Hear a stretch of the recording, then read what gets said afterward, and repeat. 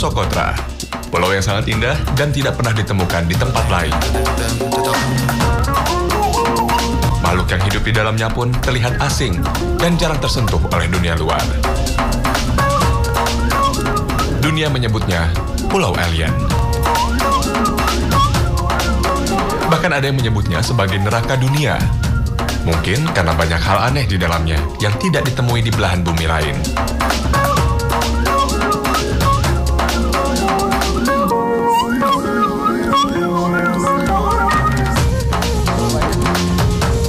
Pulau yang dianugerahi UNESCO sebagai warisan dunia inilah yang kemudian disebut-sebut sebagai tempat paling pelik di muka bumi. Pulau Socotra, yang berarti Pulau Kebahagiaan, terletak di Lautan Hindia, sekitar 80 km dari tanduk Afrika dan sekitar 350 km di luar semenanjung Arabia, masuk dalam wilayah negara Yaman, dan merupakan dunia asing bagi penduduk Yaman sendiri. Penduduk yang berjumlah sekitar 40.000 jiwa di sini menggunakan bahasa tersendiri, yaitu bahasa Sokotri. Menurut penelitian, Pulau Socotra merupakan pulau yang terbentuk sejak jutaan tahun silam dengan bentuk asli seperti ini. Tak terusik oleh gerakan geologi dari wilayah bumi lainnya. Karena itulah, makhluk hidup yang ada di pulau ini bersifat endemik, tidak ditemui di belahan bumi lain. Karena keunikan tempat inilah, pemerintah Yaman sengaja tidak banyak mempromosikan kepada dunia sebagai tempat wisata untuk menjaga keaslian alamnya. Karena keunikan dan keistimewaan pulau ini pula memunculkan pendapat, di pulau inilah Dajjal dikurung.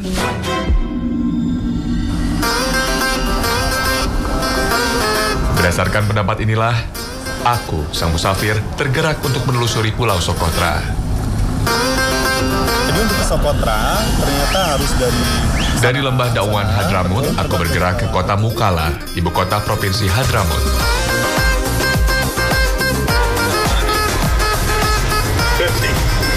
30, 20, 10, 5.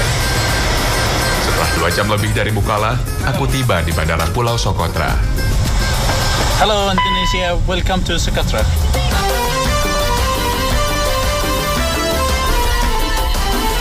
Aku berharap menemukan jejak Al-Masih Ad-Dajjal yang disebut Rasulullah akan membuat kerusakan di muka bumi di akhir zaman.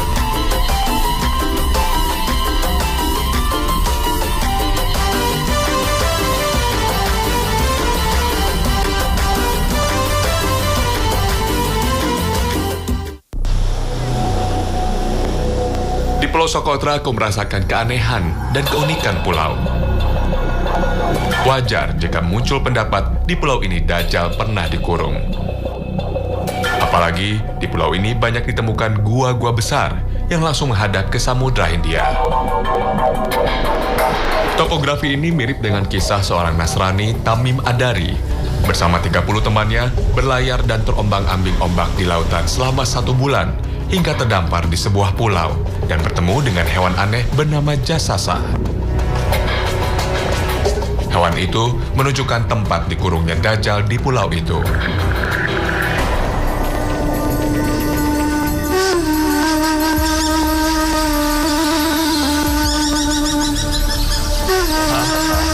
Kisah yang disebutkan dalam hadis riwayat Muslim inilah yang kemudian dikenal dengan hadis Jasasa.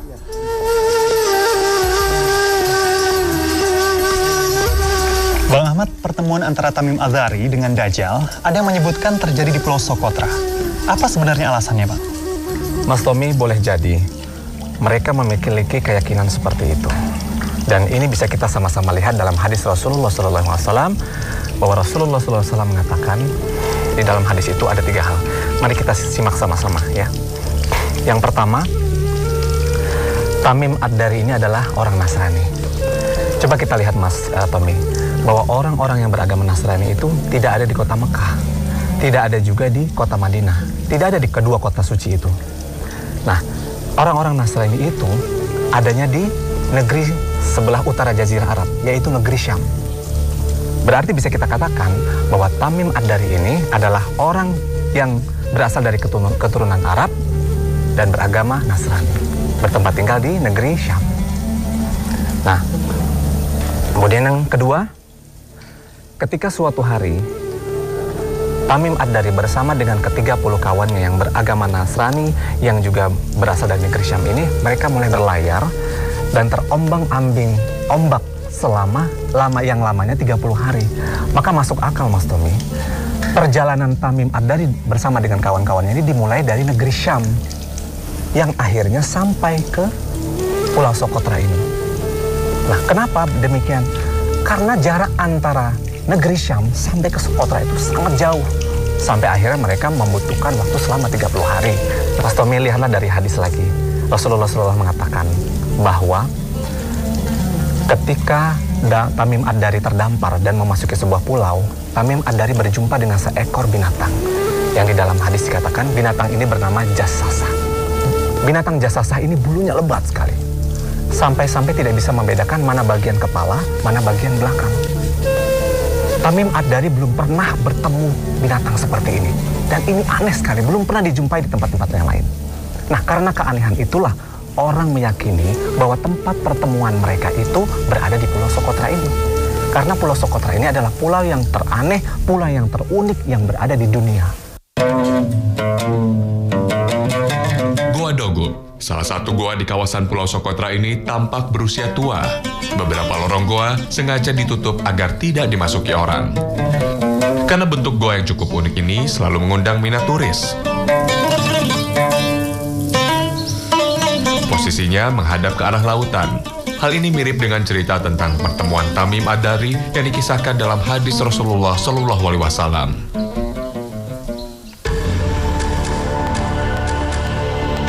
Maka, pendapat bahwa di salah satu goa di Socotra ini diyakini sebagai tempat dikurungnya Dajjal cukup beralasan. Apalagi secara geografis, letak Pulau Socotra juga memungkinkan sesuai dengan hadis Jassasah yang terletak di perairan Yaman. Namun begitu, tetap saja tidak bisa dipastikan akan kebenarannya. Karena kisah-kisah tentang Dajjal seperti yang disebutkan sejumlah hadis masih perlu dikaji dan dipahami lebih mendalam.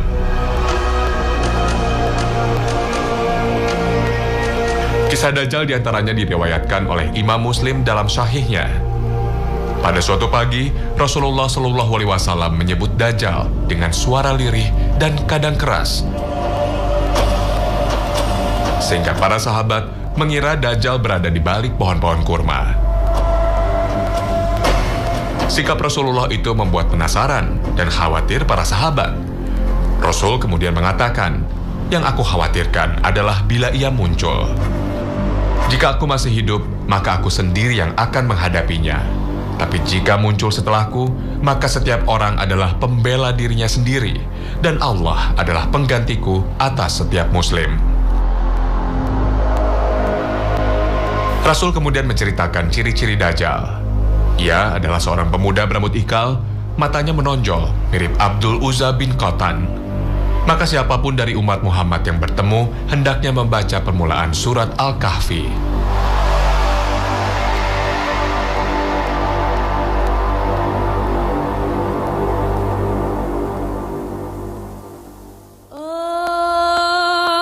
Dalam hadis ini Rasulullah SAW menyebut akan asal kemunculannya. Dajjal akan muncul di antara Syam dan Irak, lalu banyak membuat kerusakan di mana-mana. Maka Rasul berwasiat agar umatnya teguh memegang keimanan. Selama 40 hari Dajjal berada di bumi. Namun Rasulullah SAW menjelaskan, satu hari seperti setahun, satu hari seperti sebulan, satu hari seperti satu pekan, dan hari-hari lainnya seperti hari-hari biasa. Saat itu, kaum muslimin harus memperkirakan sendiri waktu sholatnya.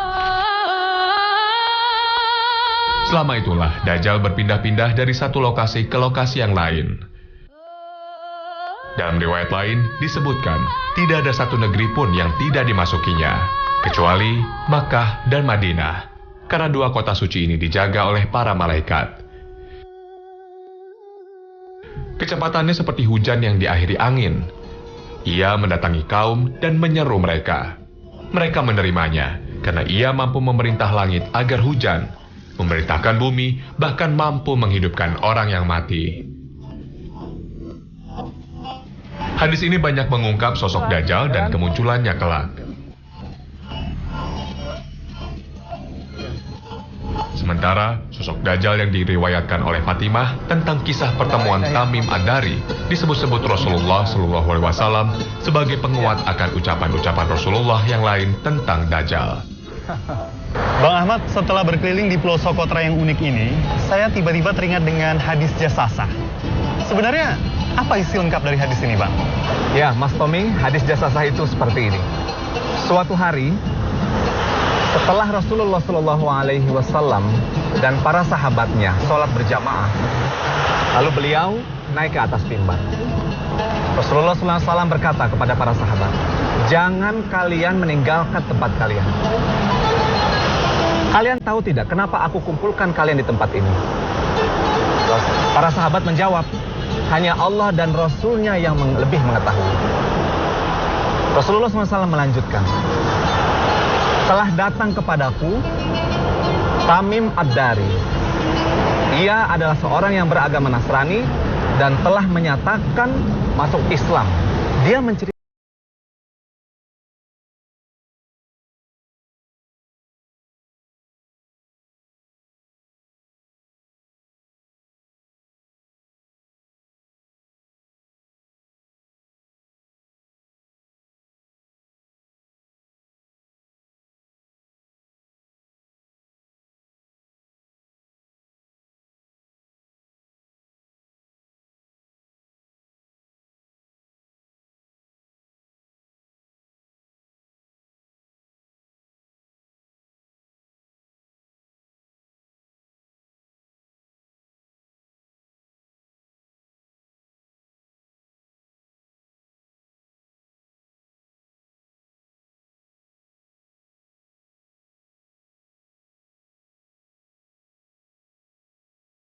binatang apakah engkau ini?" Binatang menjawab, "Saya adalah Jasasah." Yang kemudian Mas Tommy, hadis ini dinamakan dengan hadis Jasasah. Binatang Jasasah ini kemudian melanjutkan, "Pergilah kalian ke tempat gua itu, karena di sana kalian sudah ditunggu oleh seseorang." Maka mereka langsung menuju ke tempat gua itu. Dan setibanya di sana, mereka bertemu dengan seorang laki-laki yang bertumbuh tinggi besar, Mas Tommy. Tangan dan kakinya itu terbelenggu oleh rantai besi yang sangat kuat. Seperti ini, Mas Tommy. Maka Tamim Ad-Dari bertanya kepada makhluk itu, "Siapakah Anda ini?" Makhluk itu menjawab, "Sebenarnya kalian telah mengetahui cerita tentang aku." Makhluk itu bertanya,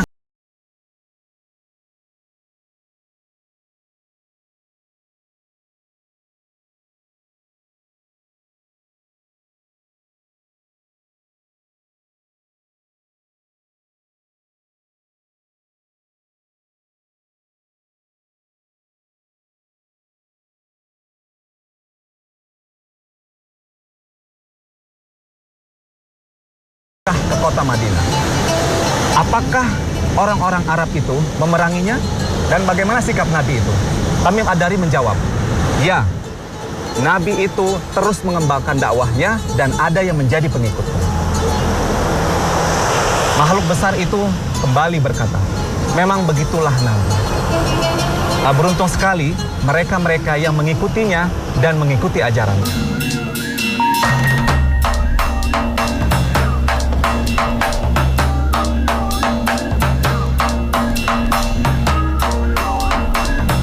Tak cukup sehari aku menelusuri Pulau Socotra untuk mencari jejak hadis Jasasah.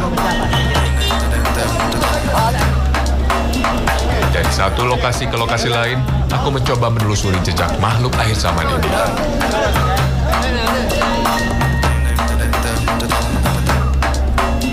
Tampaknya para penduduk Socotra pun sering mendengar cerita hadis Jasasah yang dikaitkan dengan pulau mereka. جزيرة سقطرى أو جزيرة أخرى؟ والله ما عندنا يعني خبر أكيد إنه يكون في جزيرة سقطرى. يعني في جزيرة أخرى؟ ما فيش هناك كتابات سنة تقول إن الحاصل هذه المقابلة في جزيرة سقطرى يعني ما في شك. لا نرى لا يجاهد المسيح الدجال. المسيح الدجال هو سيظهر في آخر علامات الساعة الكبرى. عندها سيأتي المسيح الدجال وتحصل القيامة. بس يعني هو مش موجود هنا سقطرى؟ لا نوت سقطرى. نوت سقطرى. على الجزيرة مش جزيرتنا هذا، جزائر ثانية. هذا مسلمة كلهم واحد على الآخر. والله فندق حديد أخي الوضع. ما تعرف تكلم أنت. ماشي هنا ماشي مش هنا. الجزر الثانية توصل الحواش حلاش والجبلان والوحوش في وسط البحر. هنا في رجال. أنا لا ماشي جزيرة سقطرى حق كرام واستحاء وعدن. الآن زايد مع الكلام هذا زايد. أنا متغفلين كلام. دخل موضوع ثاني. هو بيسأل دي سؤال بس. يلا اسأل. شكرا. لا هو نفس دي سؤال بس. هو بيسأل هل جزيرة سقطرى أو لا فقط. لا. هل في جزيرة سقطرى؟ في جزيرة. الحديث قال إنه في جزيرة. بس هل جزيرة سقطرى ولا جزيرة أخرى؟ جزيرة سقطرى. لا الدجال قلنا. لا مش عندها وبس. ما دريت وين الجزر أنا. مش جزيرة سقطرى وبس. مش عندنا بالجزر يا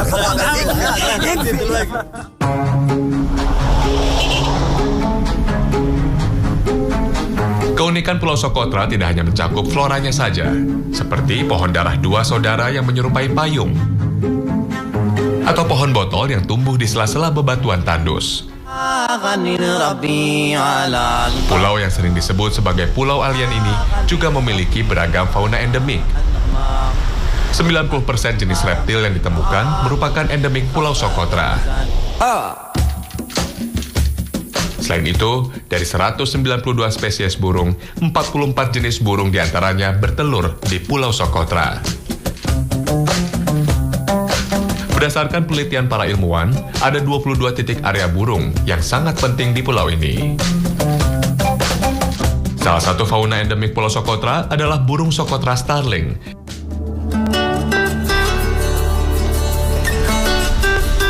Tak hanya di daratan saja, Laut Socotra juga menyimpan kekayaan hayati yang sangat unik.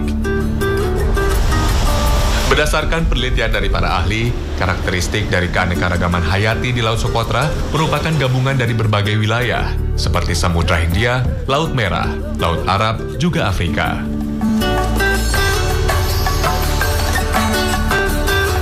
% jenis siput tidak ditemukan di tempat lain, termasuk sekitar 250 jenis terumbu karang, 700 jenis ikan, serta 300 jenis kepiting, udang, dan lobster.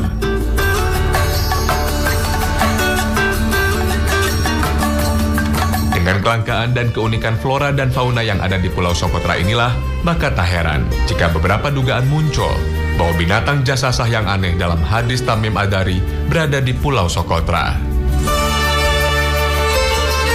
Teori pulau ini sebagai tempat dikurungnya Dajjal makin menarik jika dihubungkan dengan sejarah lainnya bahwa Dajjal pernah dikurung di Laut Yaman.